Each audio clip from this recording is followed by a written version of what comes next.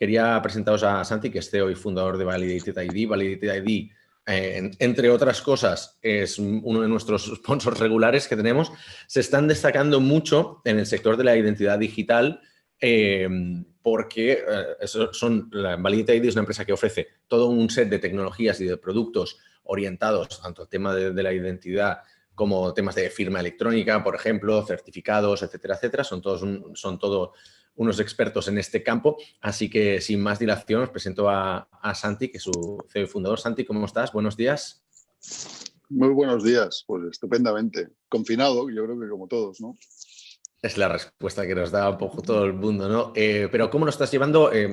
Más que nada, tema de trabajo en remoto, sobre todo. Vamos a empezar por ahí. ¿Cómo lo teníais orquestado en la oficina? ¿Es algo que ya teníais dentro de la cultura de empresa o lo habéis tenido que adoptar directamente a causa de esta situación? De hecho, yo creo que a la mayoría de startups, de hecho nosotros somos una startup que ya no es tan jovencita, ¿no? Que nació en el 2012, con lo cual ya tenemos una cierta trayectoria, pero como la mayoría de startups, digamos, empezamos en el garaje. Entonces el concepto de que funcionábamos de forma de teletrabajo ya era común. De hecho, el primer empleado no socio de la compañía, o prácticamente el primero, lo fichamos en Toledo porque era una persona, y es una persona que sigue en la compañía, que tiene un gran talento y que nos interesa. Es decir, desde el principio la compañía funcionó sin oficinas físicas. Evidentemente, conforme hemos ido creciendo, pues al final hemos tenido que tener oficinas físicas y hemos ido cambiando de oficina y cada vez más grande. Pero como al final tenemos gente repartida por España y por el resto del mundo, tenemos gente en París, tenemos pues el trabajo remoto ya es habitual y en consecuencia el teletrabajo tampoco ha sido un cambio sustancial para nosotros. De hecho, una cosa que has mencionado es que vosotros empezaste en 2012, pero prácticamente hasta hace nada no habéis hecho una ronda, ¿no? O sea, ¿habéis sido más startup a nivel bootstrap y sobre todo, presenta un poco más Validated ID, que no sé si seguramente me he dejado muchas cosas, pero me gustaría que también los oyentes lo pudieran escuchar de tu boca. Pues muy bien. Pues, bueno, un poco como has dicho, nosotros empezamos en modelo muy bootstrap. Éramos gente, los fundadores, éramos gente que veníamos del mundo de la identidad digital y de la firma electrónica, que ya teníamos un track de experiencia importante hecho, y en base a eso empezamos trabajando, pues desarrollando los servicios que creíamos que teníamos que desarrollar, mientras hacíamos otras cosas que nos permitía generar caja y no depender de inversiones de terceros. Esto lo fuimos haciendo de forma más o menos hasta el año pasado, que hicimos la primera ronda relevante por dos motivos. Hicimos la ronda, una, porque el servicio de firma electrónica es un servicio que ya tenemos muy consolidado, que está funcionando muy bien en España y que crece muy bien en España. Fundamentalmente porque nuestra estrategia de mercado ha sido trabajar a través de una red de partners, que esto hace que el inicio de los procesos de venta sean mucho más lentos, pero que una vez la red de partners empieza a funcionar, pues el despliegue del negocio se hace mucho más rápido y mucho más fuerte, y eso mismo lo queríamos replicar fuera de España. Entonces, era uno de los motivos que justificaba hacer una ronda de inversión de este nivel. Y el segundo, porque habíamos empezado a trabajar en lo que nos está haciendo más ilusión actualmente, que son los modelos de identidad digital soberana. Esto es un tema que está muy vinculado a la emergencia de las tecnologías blockchain, que empiezan a hacer ruido más o menos hace 3 años, y a través de ahí empezamos a desarrollar nuestros primeros servicios. Esto tiene mucho sentido, tiene mucha atracción, pero también necesita caja para poder empezar a desarrollar a un cierto nivel, y con lo cual la financiación que hicimos el año pasado pues fue en los dos sentidos. Pero cuando fuimos al mercado a buscar capital era porque el barco ya tenía su rumbo. Es decir, no lo empezamos antes de tiempo, sino que cuando ya estaba el barco andando bien.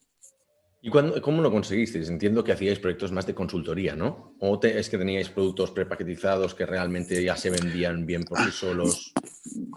Teníamos herencias, como habíamos trabajado mucho tiempo en estos temas, pues teníamos herencias y teníamos cosas de negocio que ya traíamos de antes, como por ejemplo temas de factura electrónica.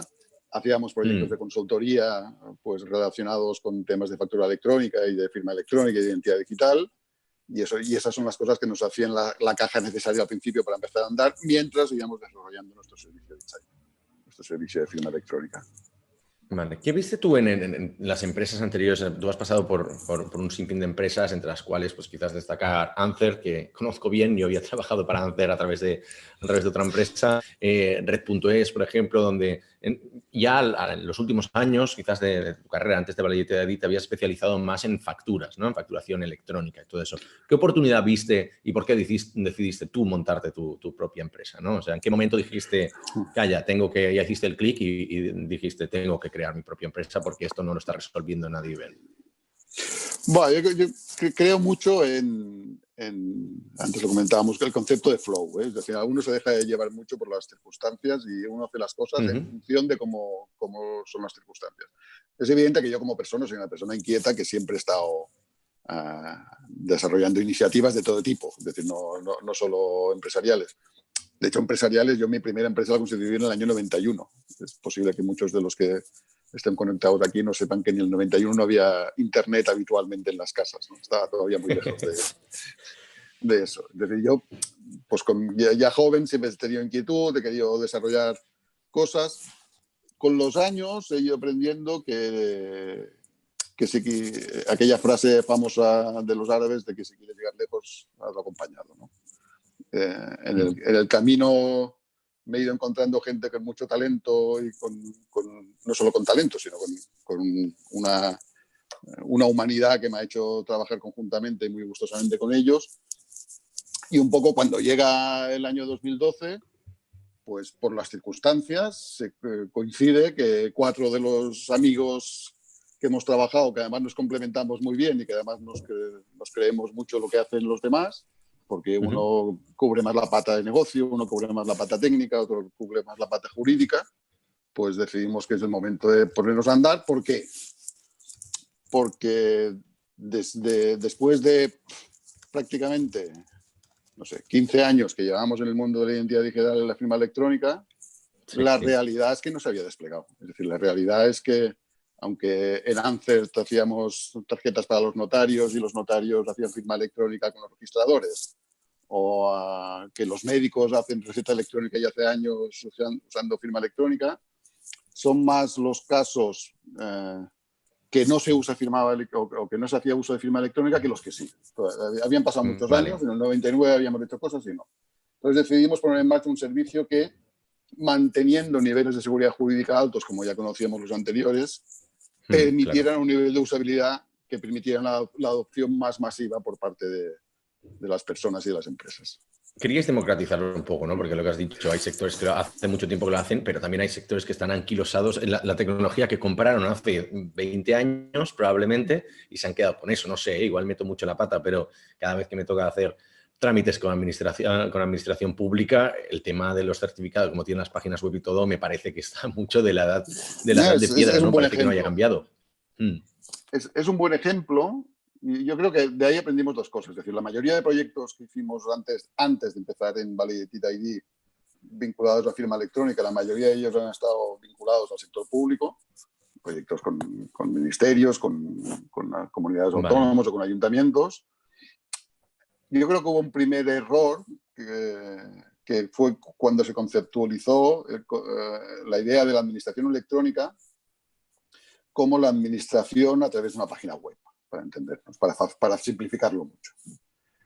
La realidad es que nosotros como ciudadanos nos relacionamos muy poco con las administraciones. Que nosotros, así como cada día miramos la cuenta del banco o cada día nos conectamos a Twitter o a Facebook, con el sector público nos relacionamos 0 o 1 vez al año. Solo cuando duele, cuando ya no puedes evitarlo, solo ¿no? cuando duele. Entonces, ¿qué ocurre? Que pensar que todos los trámites se van a hacer online, cuando normalmente tú tienes que hacer un trámite con la administración, lo que más necesitas es asesoramiento. Es decir, tú vas a una oficina de atención ciudadana del ayuntamiento, no más porque no tienes firma electrónica, porque no sabes usar la identidad digital.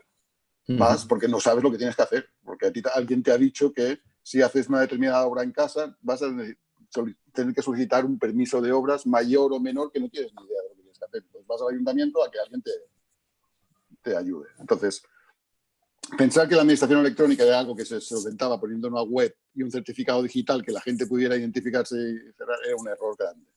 Esto ya cambiando mucho. La verdad es que las administraciones también se han ido adaptando mucho, son mucho más multicanal, y la administración electrónica no quiere decir administración 100% online. Significa que la administración presencial también tiene que ser electrónica. Y de hecho ahí es donde hemos crecido más en los últimos años. Es decir, de hecho, la idea de que tú cuando vas a una oficina de atención ciudadana tengas que rellenar un formulario en papel y firmarlo en papel, eso no tiene ningún sentido. Entonces, ese formulario ya tiene que ser electrónico desde el principio, ya tiene que estar firmado electrónicamente desde el principio y por tanto todo el proceso ya es electrónico, aunque haya sido en un entorno presencial. Vale, o sea que también les habéis dado todas las soluciones para digitalizar, ¿no? Para hacer la transformación digital de lo que es el desk, ¿no? Correcto. Es que al final la ventanilla. Digital tiene que ser todo. Digital tiene que ser el back office, tiene que ser el front office, tiene que ser el front office electrónico y tiene que ser el front office presencial. Todo tiene que ser digital. Y francamente, mira, me toca de lleno esto porque justo antes del confinamiento, o sea, estuvo bien, tuve que ir a hacer un trámite de manera presencial, tenía que ver con los certificados digitales de la empresa y tuve que ir yo como administrador de la empresa para hacerlo presencial, ¿no? Y realmente vi que prácticamente todo seguía igual, o sea, seguramente la transformación que habéis dado vosotros y empresas similares son más de back office para la ventanilla del funcionario, para que nos entendamos, ¿no? Pero es que prácticamente el único cambio que yo percibí, dado que tuve que pedir una cita previa online, tuve que ir ahí, esperarme, hacer un poco todos los trámites que tienes que hacer para la espera, era que habían cambiado el ticket típico de carnicería por una máquina en la que tú pones tu DNI, entonces ya te asignan directamente, ¿no? Pero el resto me pareció que era todo exactamente igual, era como ir atrás 20 años. El sector público es el más complicado de adaptarse. De hecho, en esta situación de confinamiento, nosotros tenemos para nosotros el sector público representa más o menos el 80% de nuestro negocio. Estamos sobre todo en ayuntamientos, pero también estamos en otro tipo de servicios públicos. Pues especialmente en ayuntamientos, en la época del confinamiento, claro, es que había gente que ponía en duda si se podían seguir haciendo determinados procedimientos. Y, oye, aunque estés confinado, no puedes aparcar los procedimientos. Es que habían bloqueado procesos de contratación pública por el tema del confinamiento. Es decir, a ver, pero si la contratación pública ya es electrónica desde hace años, porque es obligatorio que sea electrónica. ¿Cómo bloqueas el proceso de licitación de algo por el hecho de que la gente esté confinada? De hecho, han vuelto a activar ahora los contratos, como mínimo la licitación. Luego ejecutarás o no el contrato, pero licitarlo, ¿quién te impide que lo licites?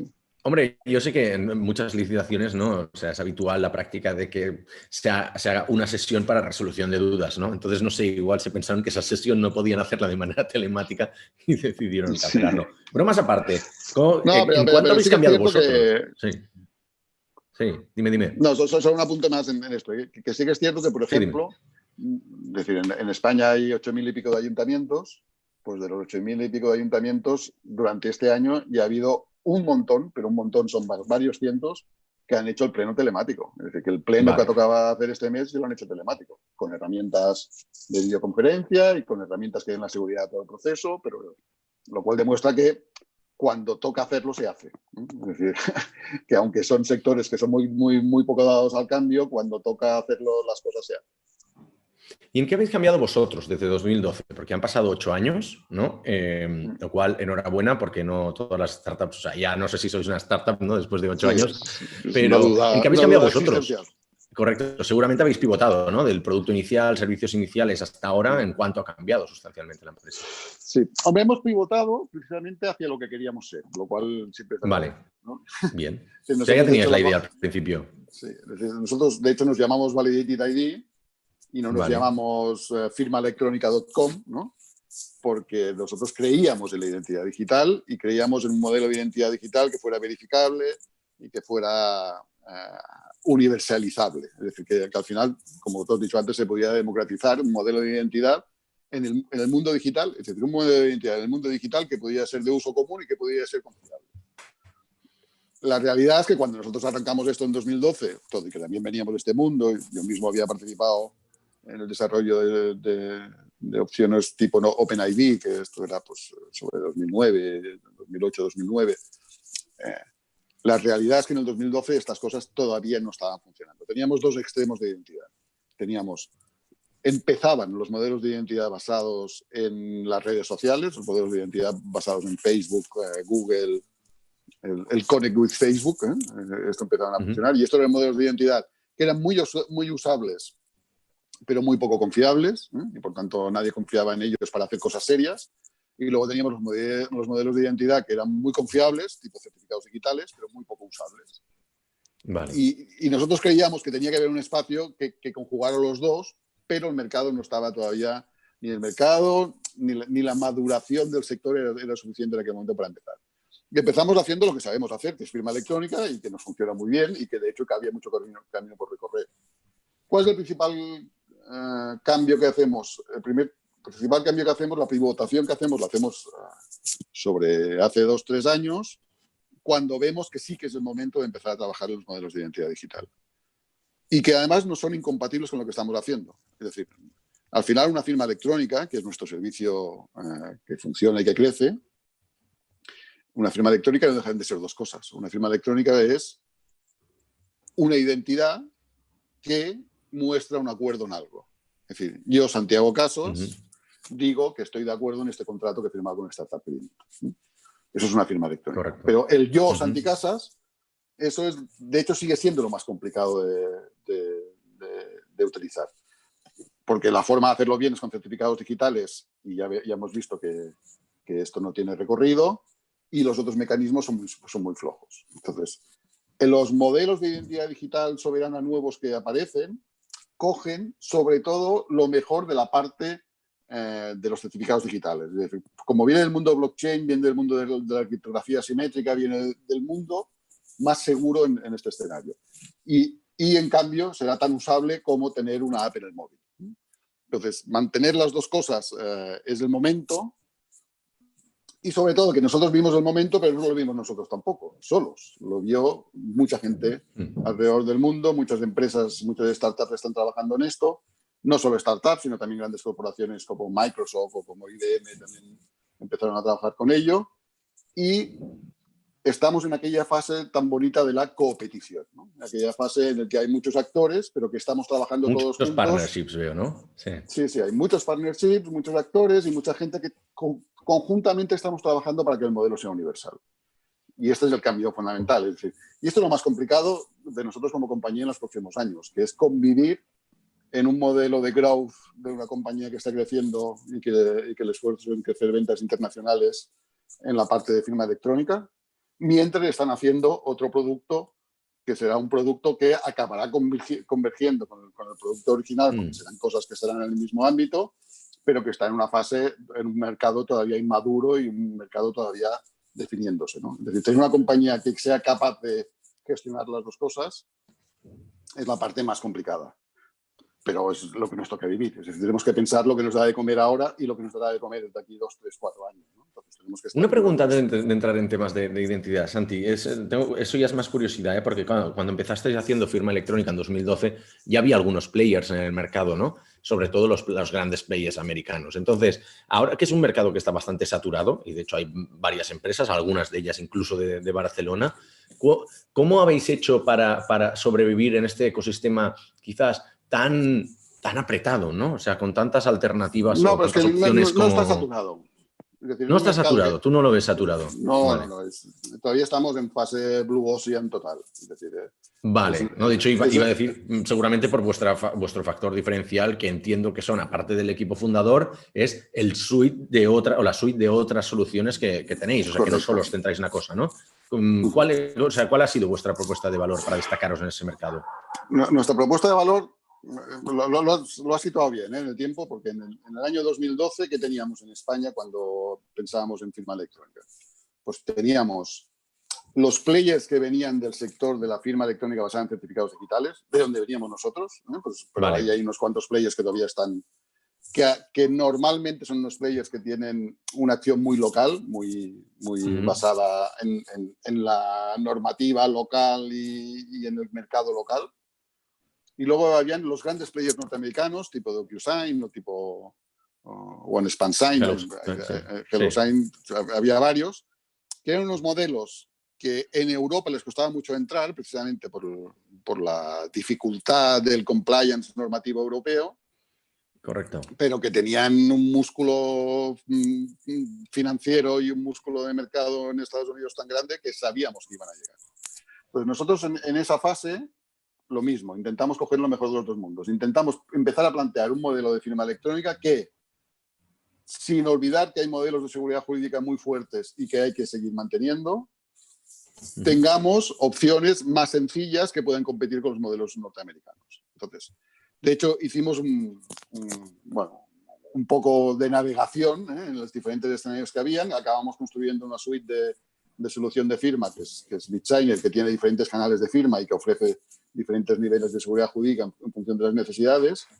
Incluso llegamos a acuerdo de partnership con estos grandes norteamericanos. Es decir, nosotros somos partners de DocuSign, somos partners de OneSpanSign, y básicamente somos partners, pero más partners proveedores suyos que clientes suyos. Es decir, tanto DocuSign como OneSpanSign tienen soluciones que son globales y que funcionan, pero cuando llegan a Europa, en temas de compliance en según qué sitio, pues se quedan justos. Y en esos casos que se quedan justos, pues a menudo recurren a nosotros y trabajamos conjuntamente en dar una solución en Europa que, usando su solución como solución base de firma electrónica, acabe dando una solución con compliance europeo fuerte aquí. Eso por una parte. Y la otra parte fue que y también lo comentabas bien, nuestra estrategia para atacar al mercado, desde el día 1 fue una estrategia de partnership. Nosotros sabíamos que resolvíamos un problema que era muy importante, que era conseguir que un documento fuera firmado electrónicamente con un nivel de seguridad jurídica alto, pero eso era una pieza sobre un proceso mucho más grande. Es decir, en general, lo importante no es la firma, lo importante es el proceso general. Pues si hay una contratación laboral, lo importante es todo el proceso de contratación con una persona y al final acabará habiendo un contrato que se firmará electrónicamente. Pero que esa es la parte final de un proceso mucho más complicado. Y por tanto, hicimos un esfuerzo muy importante en determinados actores de buscar aquellos fabricantes o integradores de soluciones de gestión que ya estaban implantados en el sector y que requerían de una firma electrónica para acabar de cerrar el circuito. Y así pues tenemos más de 100 partners, más de 130 partners más o menos, que la mayoría de ellos son fabricantes de software, que lo que han hecho es integrar nuestra solución en su solución. Y así, pues en el ámbito de la salud, pues sistemas de gestión pues para oftalmólogos o para hospitales, cuando el paciente tiene que firmar algún documento, pues lo que hace es llamar a nuestra solución. O en el ámbito de recursos humanos, pues lo mismo. Y ahora eso que empezamos en España con básicamente fabricantes nacionales, esto ha crecido ahora a nivel internacional. Y ahora ya tenemos acuerdos de partnership relevantes, pues por ejemplo con DocuWare, que es una multinacional alemana que es uno de los grandes gestores documentales, pues nosotros somos ahora su pieza de firma electrónica worldwide. Es decir, que todos los partners de DocuWare worldwide, cuando requieren firma electrónica, pues usan nuestra solución. Y aparte también veo que últimamente en vuestro blog o en vuestras noticias no paráis de publicar nuevos partnerships, o sea que enhorabuena porque parece que estáis en plena ebullición. Entiendo que mucho viene por el tema de la verificación de identidad, ¿no? Que es lo que quería comentar un poco ahora. Son las dos cosas. Es decir, uno es, por ejemplo, en el confinamiento, en la fase COVID, evidentemente ha sido el tema de la firma electrónica lo que más ha tirado, porque había que resolver problemas concretos. Es decir, muchas empresas no podían ir a trabajar, tenían que pasar al teletrabajo, como bien hemos hablado, y una de las cosas que hay que hacer es firmar acuerdos, ¿no? De todo tipo. Firmar acuerdos con los bancos o firmar acuerdos entre partners o tristemente, porque había mucho, pues había que hacer ERTES y había que firmar temas laborales. Entonces había un gran movimiento de cosas que había que firmar y que no se podía hacer presencialmente. Entonces, en esta fase del COVID, y realmente nada más en el ámbito no solo nacional, sino en el ámbito internacional, nos ha funcionado muy bien. Hemos estado trabajando conjuntamente con nuestros partners y hemos hecho una campaña nosotros, pero también conjuntamente con nuestros partners de firmas gratuitas para que las empresas puedan seguir trabajando durante este tiempo. Y esto ha funcionado muy bien. Y luego ha venido todo el tema de identidad digital, porque está muy ligado, es decir, lo que significará el COVID estará muy ligado a qué modelo de identidad digital vamos a tener. Santi, una pregunta básica, seguramente de primero de identidad digital, pero creo que habrá mucha gente que no conoce tanto cuál es el concepto de un verificador, ¿no? En ese caso, tanto con temas de certificados o como entidad certificadora, vosotros de identidad, ¿no? ¿Quién verifica los verificadores? Aquí es una de las buenas cosas que tenemos en Europa, que son muchas. Los europeos sabemos hacer bastantes cosas bien, luego sabemos hacer bastantes cosas mal. tenemos los dos extremos, pero una de las cosas que tenemos en Europa es que sabemos tener un modelo que ofrece una gran seguridad jurídica en general a las cosas. Es decir, en Europa la gente se siente segura jurídicamente. Y en el ámbito digital esto es gracias a básicamente dos normas europeas. Una es el reglamento eIDAS, que es el reglamento de identidad digital y de servicios de confianza. Es un reglamento que se aprobó en 2014, se puso en ejecución a partir de 2016, pero que ya venía de una directiva anterior, desde que ya llevábamos una historia en Europa de temas de identidad digital y de servicios de confianza larga, que nos da una seguridad jurídica grande, y ahí es donde se basa todo el modelo de certificados digitales que ahora conocemos. Y luego tenemos otra gran normativa que es el GDPR, el RGPD, el Reglamento General de Protección de Datos Europeo, que es un gran diferenciador respecto a otros modelos que hay en el mundo. Entonces, GDPR y eIDAS conforman un bloque normativo en Europa que nos da una cierta ascendencia sobre el resto del mundo. El resto del mundo sabe que si tiene que hacer cosas en Europa, tiene que cumplir con unas mínimas normativas determinadas. Y esto, por ejemplo, es GDPR y esto, por ejemplo, es eIDAS. La mejor noticia que hemos tenido durante el año pasado, la mejor de todas, es que la gente de la Comisión Europea, que gestiona todo el tema de eIDAS, todo el tema de identidad digital, porque esto sí que está vinculado a un modelo de estándares, homologación de productos en base a los estándares, homologación de servicios en base a los estándares, y hay todo un sistema de Qualify Service Providers para generar proveedores de servicios de confianza cualificados. Hay un modelo de acreditación de todo el sistema. Pues todo eso está en el reglamento eIDAS. Pues la mejor noticia es que el año pasado, promovido por la Comisión Europea, empezamos a trabajar en un modelo que vinculaba los nuevos modelos que están apareciendo de identidad digital soberana, los modelos de Self-Sovereign Identity, con los reglamentos actuales que tiene Europa para hacerlos compatibles, con ETSI, con eIDAS y con GDPR.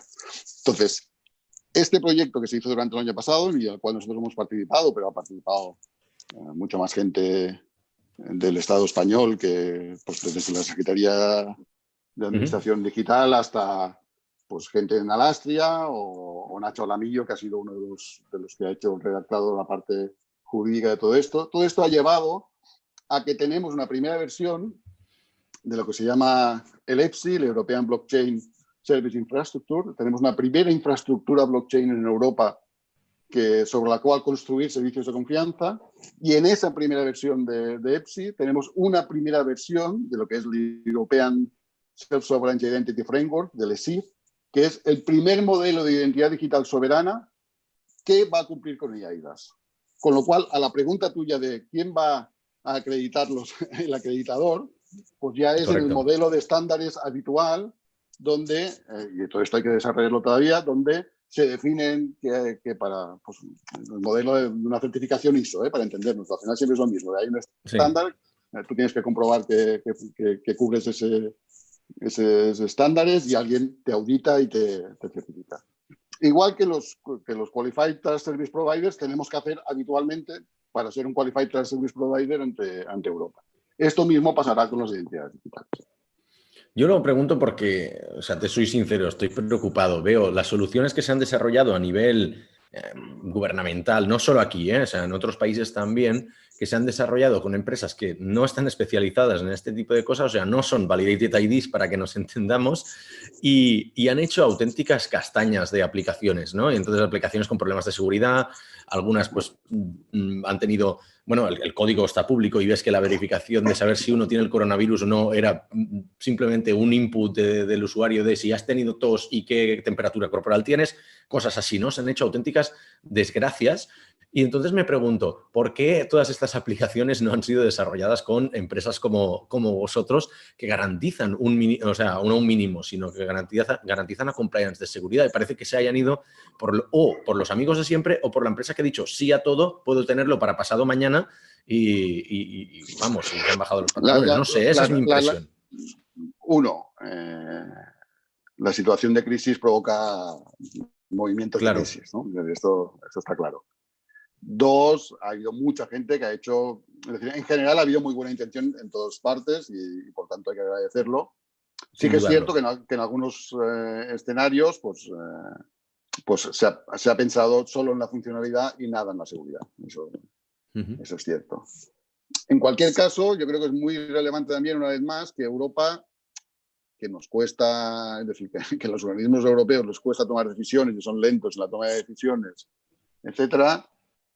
En este ámbito en concreto, como mínimo, ha creado un toolbox, una especie de criterios básicos que los Estados miembros deben cumplir o intentar cumplir para el seguimiento de todo el tema del COVID. Y entre esos criterios, uno de los que destaca es que esto tiene que ser un modelo descentralizado. Y esto es una primera gran diferencia sobre los modelos que tenemos por ahí. Y de aquí lo primero que dice Europa es decir, oye, aquí no queremos tener una base de datos centralizada con los datos de todas las personas, con su estado de situación de salud respecto al COVID. Eso no hay que tenerlo. Y esto es muy relevante. En cualquier caso, una vez más, tenemos que pensar que nos encontramos en un mundo que es global, en una pandemia que es global, pero en unos modelos que no son globales. Y que aquí hay una gran lucha entre modelos, ¿no? Aquí tenemos dos modelos que son muy claros, el modelo básicamente norteamericano, donde el desarrollo está básicamente en manos del control de determinadas compañías, que además son las que mandan en Internet, los famosos GAFA, ¿no? Los Google, Apple, Facebook, Amazon y compañía. Y estos son los que hasta ahora nos han prestado un servicio muy, muy, muy relevante a costa de la privacidad de nuestros datos en general. Nosotros esto lo hemos pagado en privacidad. Y luego tenemos el otro extremo, que es el modelo chino, que es el modelo en el cual todo esto es exactamente igual, solo que en lugar de estar en manos de las empresas, está en manos del gobierno. Ya está. Entonces tienes que escoger en cuál de los tres escenarios quieres estar tú, ¿no? Como ciudadano. Intenta, con estas normativas, Europa, con GDPR, con IAIDAS, con estas normativas precisamente, intenta obligar a que el mundo sea diferente y a que los ciudadanos podamos seguir siendo libres y podamos seguir manteniendo nuestra privacidad, porque no olvidemos que sin privacidad no hay derechos ni libertades. El concepto este de si escondes algo es que algo malo tienes, ¿no? Pues este es un concepto terrible y que es el gran riesgo que tenemos en el post-COVID. El post-COVID será muy largo, ¿no? Esto es lo primero. Porque una cosa es la crisis de bloqueo de las instituciones sanitarias que tenemos ahora, que esto parece que la famosa curva se va a ir aplanando y aunque haya posibles rebrotes, digamos, no tendremos bloqueados los sistemas sanitarios. Eso es una cosa. Y la otra es que hasta que no haya una vacuna o hasta que no haya una solución más sólida, pues evidentemente tendremos que mantener un control del contagio. Y el mantener un control del contagio significa que deberemos hacer cosas, pues como por ejemplo, el día que volvamos a ir a conciertos, que yo creo que a todos nos gusta ir a conciertos, ¿no? Pues tendremos que ver cómo podemos garantizar que la gente que va al concierto no lleve consigo el COVID y no pueda generar proyectos de infección masiva, ¿no? Entonces, en esas cosas es donde se están trabajando. Hay muchas iniciativas, muchas de ellas muy bien montadas, algunas montadas desde el sector más puramente telco y más puramente de los grandes prestadores de servicios de Internet. Y ahí Apple y Google son los grandes que están jugando en ese sector, pero también telcos. Y aquí el riesgo hay en qué van a hacer ellos con nuestros datos, porque al final están en sus manos. Y luego hay otras iniciativas que luego hay que ver hasta qué punto van a madurar y a qué velocidad van a madurar, pero que son muy, muy interesantes, que son las que están vinculadas a los modelos de identidad soberana, que son al final el que tú te hayas hecho un test de COVID o no y el resultado de este test de COVID o no es algo que es privado tuyo y que tú tienes que poder tener una credencial que te emitirá el laboratorio de turno cuando hayas hecho la prueba, y tú esa credencial la tienes que poder compartir con quien sea cuando tú consideres que la debes compartir. Y eso es el control de la privacidad, es decir, que tú siempre puedes enseñar la credencial, pero que está en tus manos. No solo que puedes enseñar la... Acaba, que te quería preguntar una cosa relacionada con esto, pero dejo que acabes. Digo, no solo tú vas a poder enseñar la credencial, digamos, Sí. esto lo puedo hacer en papel también, es decir, yo puedo enseñar la credencial, sino que Sí. con los mecanismos que hoy en día se están trabajando en el ámbito de blockchain y en el ámbito de las entidades soberanas, podrás sencillamente mostrar aquella información o mostrar el resultado de la información necesaria, no más allá de esa. Aquí hay mucha tecnología, se está desarrollando mucha tecnología que se llama tecnología de Zero Knowledge Proof, conocimiento de prueba de conocimiento cero. Vale. Que el ejemplo que se pone siempre es, yo para demostrar que soy mayor de edad, pues no tengo que darte un DNI en el cual hay mi nombre, mi número de DNI, quién es mi padre, quién es mi madre, toda esa información que no es relevante. De hecho, no tengo que decirte ni cuál es mi fecha de nacimiento. Sencillamente, con que te pueda mostrar una prueba que diga que soy mayor de edad es suficiente. Con esa prueba no puedes extraer más información de mí que sencillamente que soy mayor de edad. Pues esto es lo que se está trabajando. Y en esto se está trabajando también en los ámbitos de las credenciales vinculadas al COVID. De hecho, iba a preguntarte, ahora que has tocado los temas de los tres grandes escenarios, ¿no? China, Estados Unidos y Europa, no vamos a entrar a valorar China y Estados Unidos, pues nos meteríamos en un berenjenal importante, pero Europa sí, ¿no? Entonces, una de las cosas buenas, como has dicho tú, que tiene Europa es que eso, tiene un marco regulatorio, tiene una serie de tradiciones, pues, más, una tradición más reguladora, más de consenso, más, digamos, más de calidad democrática, podemos decirlo así, de una manera un poco aséptica. Pero es verdad que en tiempos de crisis, como también has mencionado tú, es la contratación, por ejemplo, o la toma de medidas de urgencia es la que es. O sea, se pueden tomar decisiones a dedo y se puede contratar a quien se quiere y se pueden cambiar las leyes de un momento para otro porque la crisis lo exige. Entonces, ¿qué pasa? Que muchos gobiernos están aprovechando eso para pasar medidas y leyes muy restrictivas, sobre todo con los temas de la privacidad, ¿no? El problema no es que pasen estas leyes ahora y que las pongan en público. El problema es que cuando acabe la crisis, muchas de ellas no se revierten. Y ese es el gran problema. ¿Cómo podríamos garantizar con la tecnología? Sí, el problema es es lo que quedará. Sí, el problema es el pozo. Correcto. Exacto. ¿Y cómo hay alguna cosa que se esté trabajando para evitar esto, para poder hacer, no sé, es que seguro que hay alguna manera de, pues, no sé si son los smart contracts o no, pero para hacer eso, ¿no? Que leyes que se han pasado un momento, cuando se acabe la situación, se reviertan y ya está, y no tengan que pasar por aprobación. Sí, yo soy bastante escéptico con los humanos. Es un problema que tengo históricamente. Sí, creo bastante poco. Es decir, los humanos somos capaces de lo mejor y de lo peor, ¿no? Y de lo peor. Y realmente el riesgo, ya era un riesgo que teníamos antes del COVID, ¿eh? Es decir, el COVID lo está agravando. Pero evidentemente estábamos en una fase a nivel mundial de recorte de derechos y libertades. Es decir, yo, para bien o para mal, ya tengo una edad, que es más para mal que para bien, pero yo es decir, hace 20 años nadie discutía cosas muy claras que estaban en la Declaración de Derechos Humanos. Nadie. Ni la extrema derecha más extrema se atrevía a decir determinadas cosas, ¿no? Y hoy en día estás escuchando cosas terribles cada día. Cada día. Y algunos le echan la culpa a las redes, ¿no? Pero el problema no son las redes. El problema es que hay gente que lo dice y que lo dice con convicción y gente que se lo cree. Es decir, estamos en un momento mundial complicado en los últimos años y va a peor. Y el COVID lo agrava.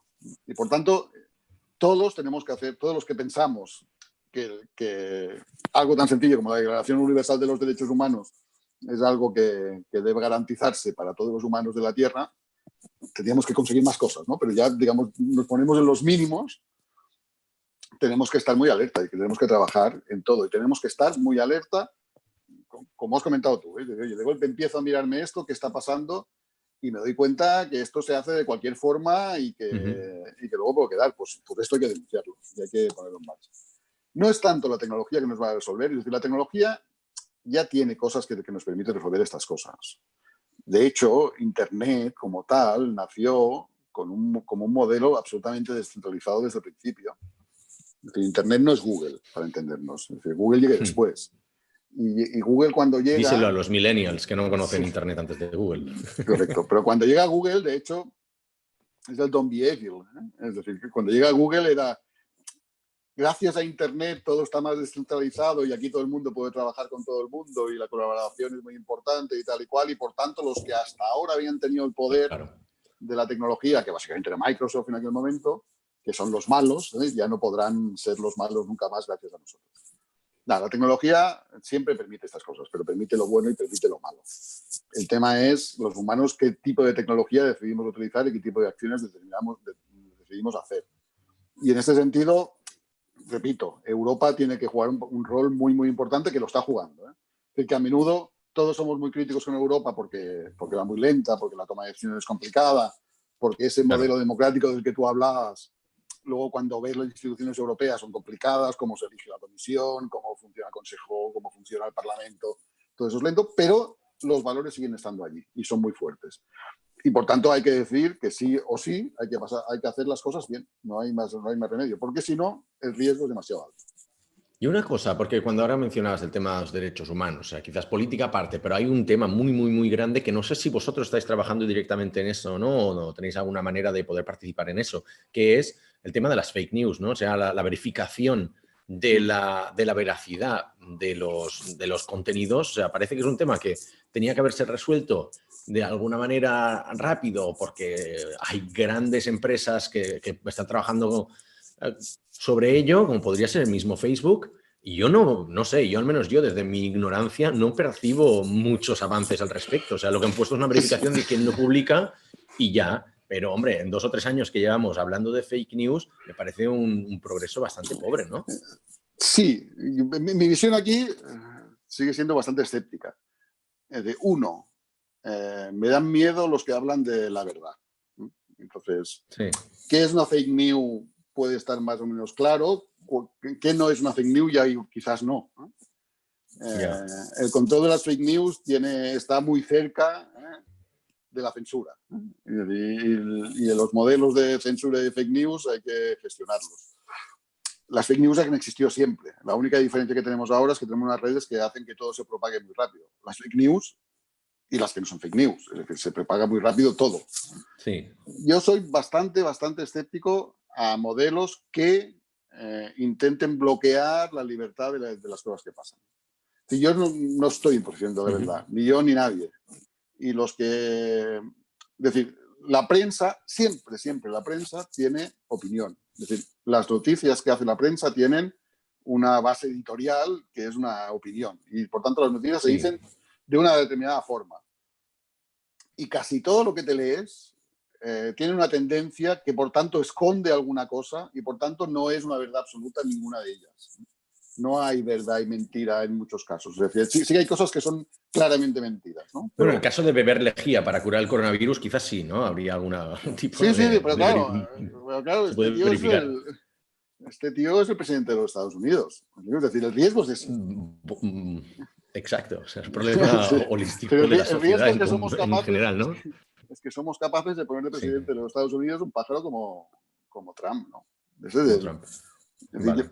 En todo esto, yo soy poco dado también a mitos y a hacer lecturas pero últimamente me gusta mucho leer a Yuval Harari, ¿no? Yuval Harari yo creo que es de los pensadores de la época que nos están poniendo los elementos de alerta encima de la mesa. Y hace un mes o cosas así, creo que fue la Financial Times, publicó un artículo sobre esto, sobre el post-COVID y qué nos vamos a encontrar. Y estamos ahí, estamos en ese momento en el cual con la excusa del COVID corremos un riesgo de perder derechos y libertades que nos han costado siglos de conseguir. Y por tanto, nada, apretar. Es decir, hay que seguir apretando en cualquier cosa que sea parte de la solución, hay que apoyarla. Y cualquier cosa que sea parte del problema, pues intentar que no avance.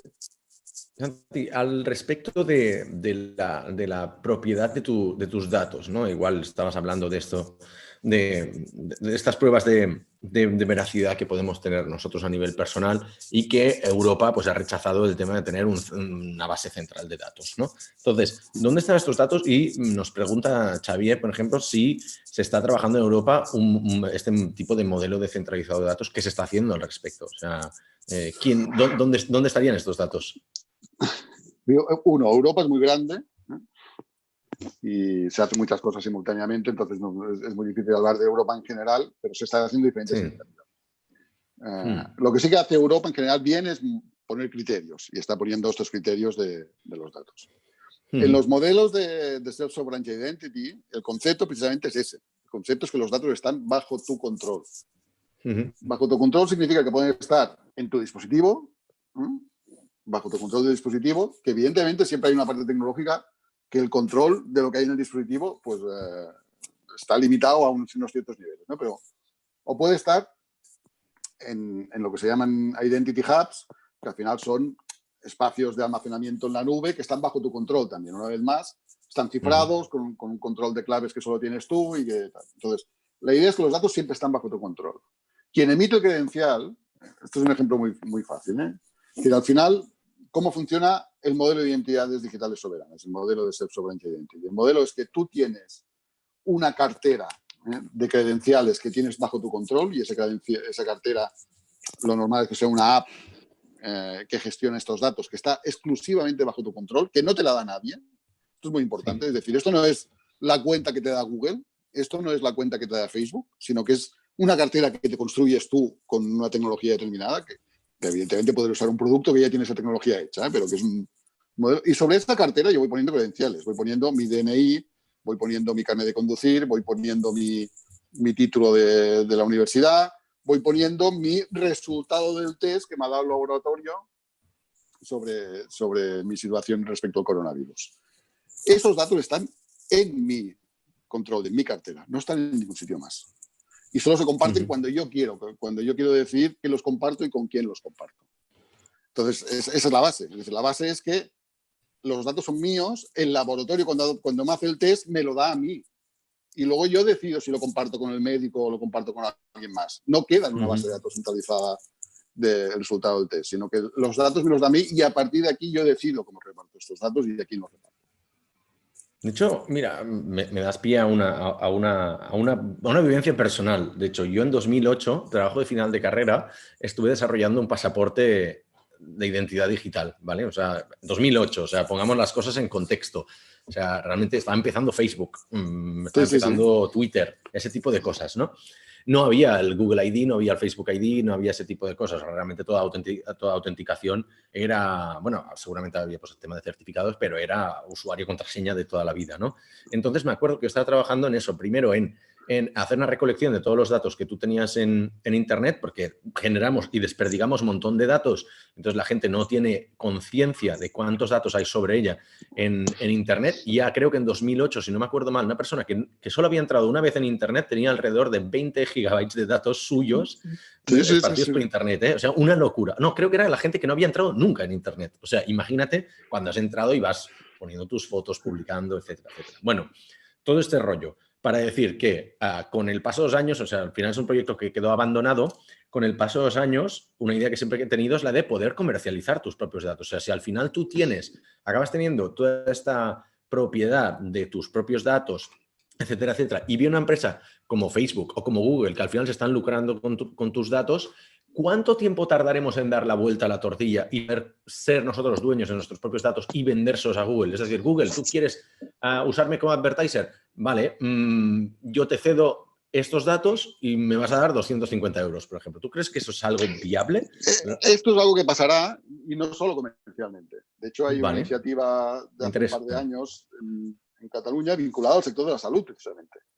Vale, precisamente, yo quiero compartir mis datos de salud para, igual, en algún caso, para ganar dinero con una farma, ¿no? Oye, hay una farmacéutica que está haciendo un estudio y tal y cual. Que también te pagan algo, ¿no? Correcto. Aparte del bocata te pagan algo, pero o donar sangre o sencillamente para cederlos para una investigación concreta que alguien está haciendo y que sencillamente los cedes por participar en esto. Esto es lo que está pasando en el COVID ahora. Es decir, en el COVID ahora, Sí. yo creo que el gran cambio que se ha producido en los últimos años y especialmente acelerado el COVID es que aquellas cosas que en el sector más puramente IT ya llevábamos años haciendo, que era, digamos, en el IT más moderno, en el post-internet. Algunos somos demasiado viejos, ¿no? Pero en el post-internet, pues el modelo de open source donde múltiples desarrolladores de toda parte del mundo trabajan conjuntamente y gobiernan conjuntamente el desarrollo de una herramienta tipo open source y de aquí han salido cosas pues, como los blockchains o como Linux o como mil cosas que sabemos que tenemos encima de la mesa. Este modelo de trabajo colaborativo global se está produciendo ahora en el sector de la salud y se está produciendo ahora en el sector de la salud en el ámbito del COVID. Que se está produciendo que simultáneamente diferentes centros de investigación están trabajando sobre diferentes forks, si hablamos en modelo de repositorios de código, ¿no? Pues en diferentes forks, y hacen merge de los forks de los desarrollos que se están haciendo. Ese modelo se está llevando en el sector de la salud. Yo tengo cierta esperanza, soy poco cientifista, en el sentido de que soy poco de los que creen que la ciencia nos lo va a solventar todo. Esto ha sido para mí uno de los problemas del siglo XX. Es decir, estamos donde estamos en el problema del medio ambiente porque nos hemos pasado muchos años diciendo que los científicos resolverían el problema del petróleo, resolverían el problema de esta visión así de wishful thinking, pensando que la ciencia nos lo resolverá todo. Soy poco de ello, es decir, nos resolverá cosas o no. Sí. Pero sí en el ámbito de la vacuna con el COVID, tengo mucha esperanza de que esto va a pasar precisamente porque se ha cambiado el modelo. Vale. En esos momentos hay un trabajo conjunto que va a producir resultados tanto en la vacuna como en otro tipo de medicación paliativa del COVID.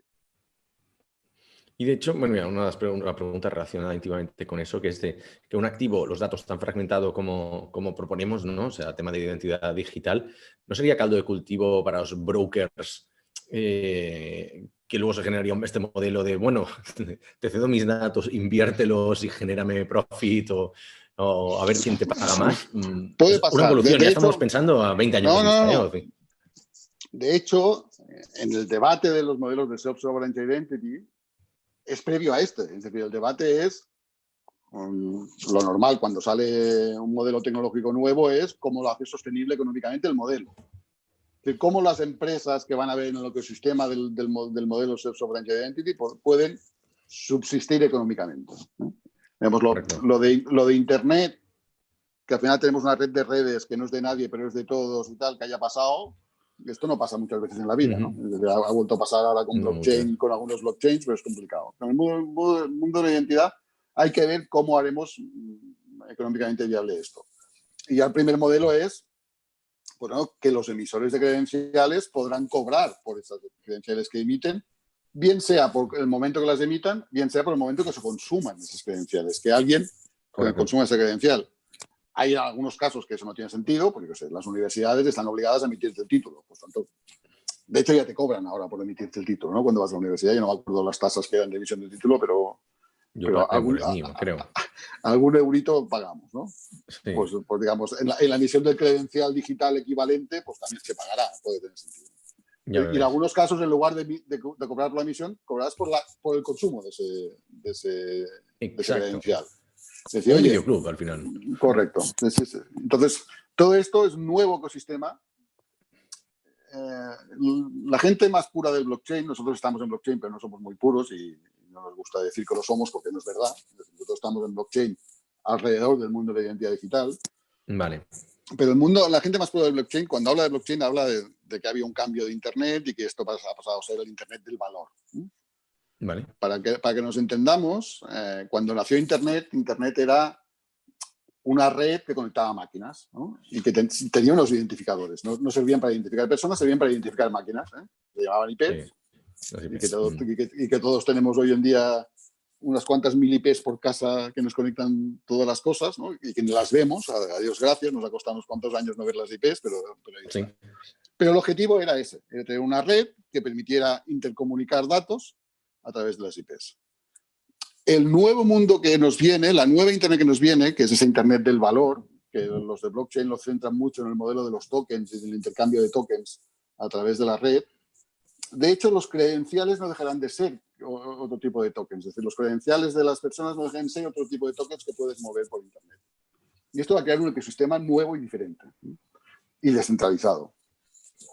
Aquí es donde hay que ver quién estará en este barco y quién no estará en este barco, ¿no? ¿A quién le interesa mantener una Internet centralizada y, por tanto, el valor lo aportan ellos, a que el valor esté en las partes y se mueva entre las partes? Este es el nuevo sistema que se ve creciendo. Patentes. Nos preguntan por patentes. O sea, ¿lo veis como una manera de poner un freno, ¿no? De cerrar la puerta de entrada a competidores que os puedan fagocitar? ¿Lo veis como estrategia viable? ¿Lo utilizáis ya o no? Mencionas mucho el open source, entiendo que... Sí, ni lo usamos ni tiene demasiado sentido.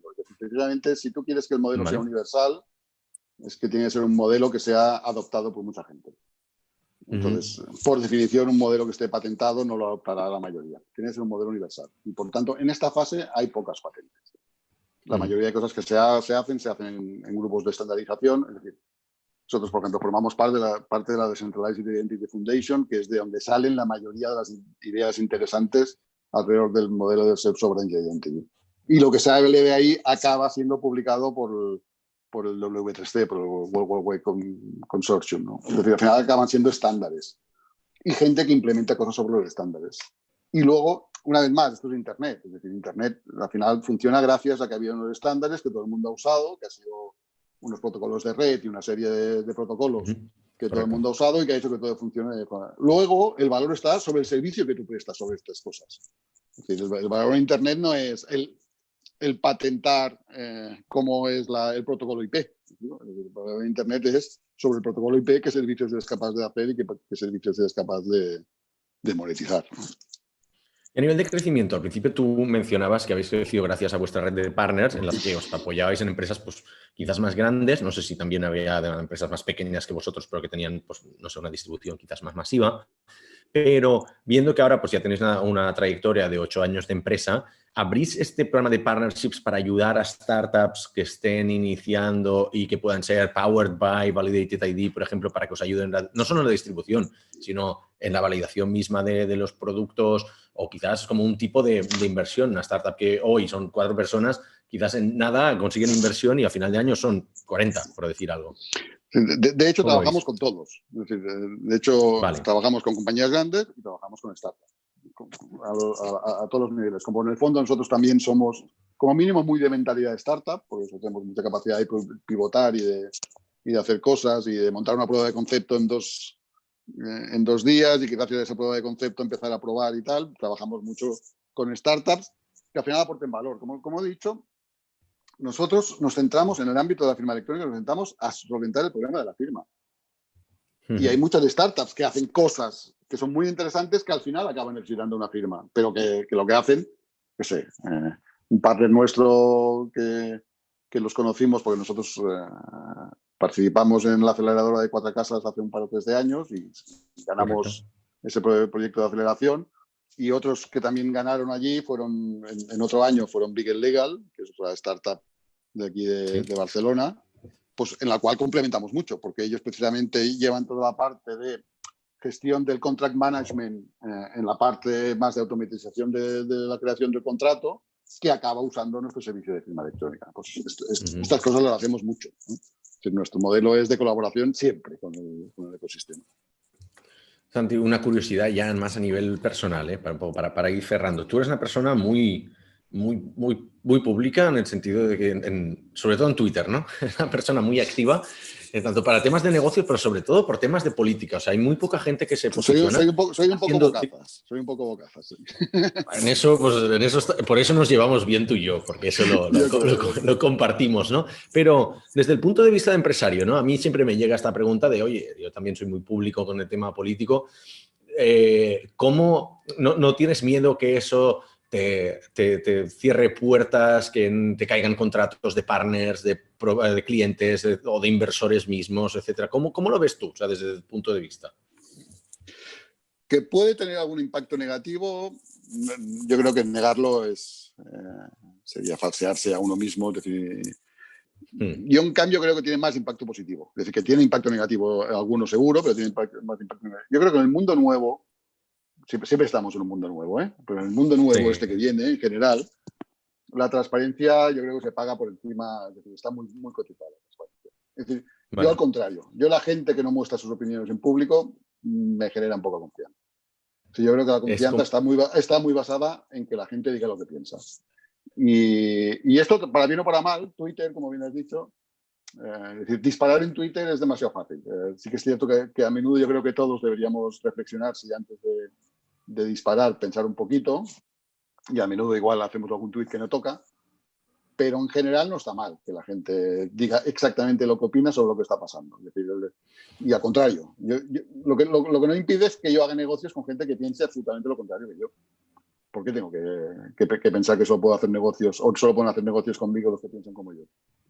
Yo comparto tu visión por un tema. Hace unos años leí un libro que era The Darknet. No sé si lo conoces, pero es un periodista inglés que se dedicó a meterse en varios días en ciertas comunidades de la Deep Web, ¿no? Entonces, pues se metía tanto en comunidades pues, de bulímicos, de suicidas, de neonazis, de pederastas, unas locuras. Es un libro muy duro, ¿vale?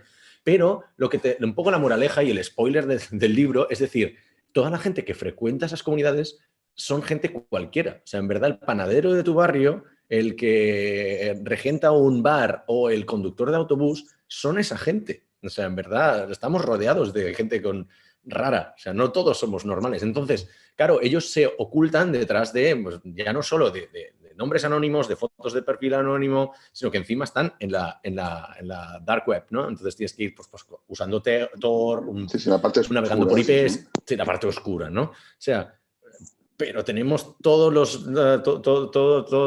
las sombras, ¿no? Digamos, de todos los colores, de blanco a negro, hay millones de grises, ¿no? Entonces, claro, yo en ese sentido digo, hostia, yo casi que prefiero que la gente que me conozca por internet me vea igual en persona y viceversa. La gente que me conoce en persona luego vea mi perfil de Twitter y diga, ah, bueno, es que es Alex, ¿sabes? Claro, es verdad que la gente que primero te conoce por Twitter... Ya dice estas cosas, sí, es Alex que ya dice. Exacto, es como, mira, aquí tienes mi carta de identidad, ¿no? Mi DNI pone eso. No, pero claro, ¿qué pasa? Que entonces te generas una audiencia, o sea, aquí un poco la reflexión que quería llegar yo es que te generas una audiencia que te ha conocido quizás por Twitter, que te sigue más como por tu ideología política que por quién eres, ¿no? Mientras que en el mundo offline es al revés, la gente o sea, tengo muchos amigos que no votan a la CUP y no pasa nada, ¿sabes? Pero evidentemente, pues yo tiro por ahí, ¿no? Pero en Internet es al revés. Entonces, ¿cómo compaginas estas dos audiencias, ¿no? Llega un momento en que todo se mezcla. He tenido bastantes, es decir, de vez en cuando he tenido reflexiones al respecto. No a menudo, intento no darle más importancia a las cosas de las que tienen, porque al final también es cierto que un tuit aparece ahora, pero desaparece es decir, de aquí... Bueno, pero tú haces muchos, entonces no desaparece tan rápido. Sí. Pero sí, pero al final tienen mucha más... Es decir, le damos mucha más relevancia a las cosas seguramente de las que tienen, o no. No sí. Yo, porque personalmente no puedo tener varias personalidades diferentes. Es decir, sí que es cierto que tengo perfiles de usuario diferentes como persona. Es decir, yo como persona, evidentemente, cuando me relaciono en el mundo del trabajo, no me relaciono exactamente igual que como me relaciono con mis amigos cuando nos vamos a tomar unas cervezas. Es evidente que no es lo mismo. Pero al final yo sigo siendo la misma persona. Durante un tiempo estuve pensando si tenía que tener perfiles diferentes, un perfil más profesional o un perfil menos profesional en Internet y tal, y al final entendí que era, por mi parte, ingestionable. No iba a ser capaz de gestionarlo. Por tanto, al final he decidido que... Luego sí que es cierto que evidentemente compartes cosas diferentes en sitios diferentes. Es decir, en una red como LinkedIn, pues no publico determinadas cosas de política porque no tienen sentido, porque en LinkedIn publico cosas vinculadas al negocio. Y sí que a menudo hay un trasfondo de opinión política. Es decir, cuando yo hablo de los modelos de identidades digitales soberanas, evidentemente eso demuestra una forma de ver la política, ¿no? Una forma de ver la sociedad, una forma de ver cómo deben relacionarse las personas. Pero está menos polarizado, digamos. Pero está menos polarizado. No, es cierto que en Twitter, pero lo mismo, al final, Twitter, yo soy de Twitter porque tengo una determinada edad, pero al final soy un inmigrante ilegal. Mi hija, que tiene 19 años, ya ha pasado por Twitter, ya se ha ido de Twitter, ¿no? Ya, TikTok o algo así, ¿no? Ha entrado en otras redes, se ha ido. Es decir, que este mundo va a ir cambiando y que la gente suelta sus opiniones. Y que el riesgo más importante es precisamente la gente que siempre se esconde detrás de su seudónimo. Es decir, yo la gente que da la cara y que con su nombre y apellidos dice su opinión, yo a esta gente la valoro siempre, aunque lo que diga considere que es una atrocidad y no tiene nada que ver con lo que pienso yo. Pero la gente que es capaz de dar la cara y es transparente. Y en los negocios, cada vez más, venimos de un mundo de los negocios que era muy poco transparente. De hecho, cuando te relaciones con compañías de las de verdad, de las viejas, de las que mueven la economía de verdad, te das cuenta que siguen siendo muy poco transparentes. Si eras de derechas te iba bien, o sea, no nos vamos a engañar, ¿no? Correcto, ni más ni menos, ¿no? Es decir, al final, y esas compañías siguen siendo así. Yo, por motivos, me he relacionado con negocios de estos, con temas familiares y de otro durante algún tiempo. Y claro, es gente que no está en LinkedIn, gente que no está en Twitter, que no está en ningún sitio de estos, que al contrario, que lo que les interesa es la oscuridad, ¿no? Claro. Me viene alguien, pero bueno. Vale. Pues cerramos ya. Solo tenía una pregunta más y es rápida. Tira. Es la de Santi. En todos los participantes, todos los speakers de Startup Brain han sufrido esta pregunta. Todos tenemos un superpoder inútil, ¿vale? Algo que haces excepcionalmente bien, pero que no sirve de nada. ¿Vale? Lo haces muy a menudo, pero no sirve absolutamente de nada. ¿Cuál es el tuyo? Publicar mucho en Twitter. Eso es lo que ese es mi gran superpoder. Yo tengo una capacidad de publicar demasiado en Twitter que a la postre tengo claro que no ha servido para nada. Pues mira, que se lo compartimos y que dure por muchos años, porque al menos nos entretenemos y nos lo pasamos muy bien. Muchísimas gracias, Santi. Pues te dejamos con tu visita. Muchísimas gracias a todos por participar y nos vemos la semana que viene. Un abrazo. Venga, a disponer. Hasta luego.